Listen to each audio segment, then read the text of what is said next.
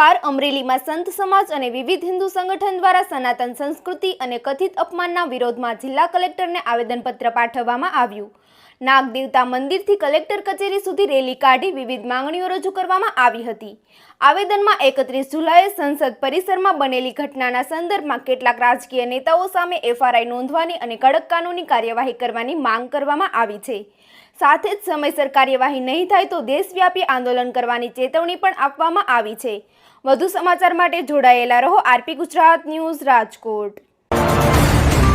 જય શ્રી રામ, ઓમ નમો નારાયણ। આમ તો આપ બધાને ખ્યાલ હશે, ભારતની સર્વ જનતાને ખ્યાલ છે કે તાજેતરમાં સાંસદ ભવનમાં એક નાટ્ય કરવામાં આવ્યું। આમ તો જો કે એ બધા નાટક કરવામાં જ હોશિયાર છે, એણે કોઈ દી જીવનમાં કોઈ દી કામ કર્યું નથી, પણ સનાતનને બદનામ કઈ રીતના કરવું, સનાતનીઓના ભાગ કઈ રીતના પડે ને ભારતના ભાગ કઈ રીતના પડે, આવા જ કૃત્યો અવરનવર કરતા હોય છે। એ અંતર્ગત એક નાટક કર્યું હતું ને નાટકમાં એણે ભગવા કપડાં વસ્ત્ર ધારણ કર્યા છે, પણ એને ખબર નથી કે ભગવા વસ્ત્ર એ વીરતાના છે। ભગવા વસ્ત્રો કોણ ધારણ કરી શકે, એના સંસ્કૃતિમાં એ લોકો કોઈ દી ગયા નથી। એને તો બસ ખાલી એક ભારતને બદનામ કરવો અને સાધુ સંતોને બદનામ કરવા, આવી જ વસ્તુ આવડે છે। ભારતમાં ભગવા વસ્ત્ર ધારણ કરતા જેણે પોતાનું જીવન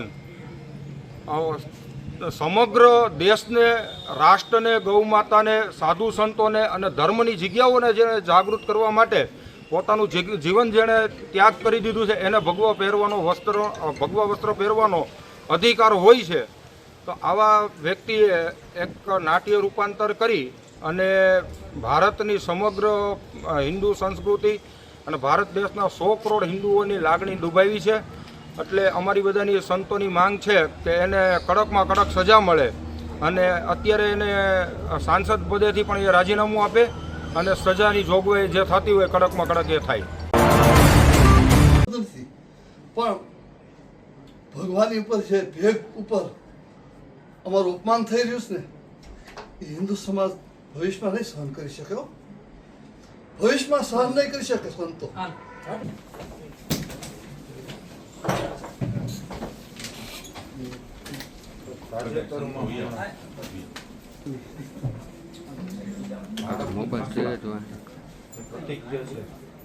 મંદિરમાં કઈ વિવાદોના એક વ્યક્તિ સાધુ સમાજને, એટલે જે ત્યાગી સંન્યાસીઓ જે છે, જે પોતાનું જીવન આખું સમાજને અને રાષ્ટ્રને સમર્પિત કર્યું છે, જેણે દેશના કઈક નિર્ણયોમાં પોતાનું જીવન આખું ત્યાગ કરી દીધું, બલિદાન કર્યું છે, એને આજે એવા ભગવા કપડાં પહેરી અને એને બદનામ કરવાનો જ્યારે પ્રયાસ થાય છે, ત્યારે એની અમુક સખ્તમાં સખ્ત કાર્યવાહી થાય એવી અમારા મદાની સાધુ સંતોની માંગ છે। અમારો અવાજ કડકમાં કડક કાર્યવાહી।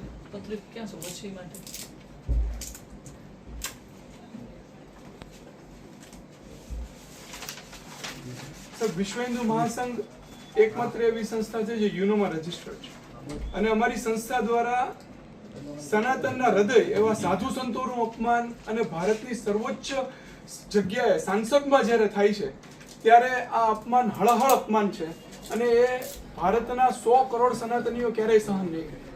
આવા નિર્દય અને નિર્મમ વ્યક્તિનું સાંસદ પદ રદ થાય અને એને કડકમાં કડક સજા થાય એવી વિશ્વ હિન્દુ મહાસંઘ દ્વારા, ગુજરાતના પ્રદેશ અધ્યક્ષ દ્વારા મારી અપીલ છે।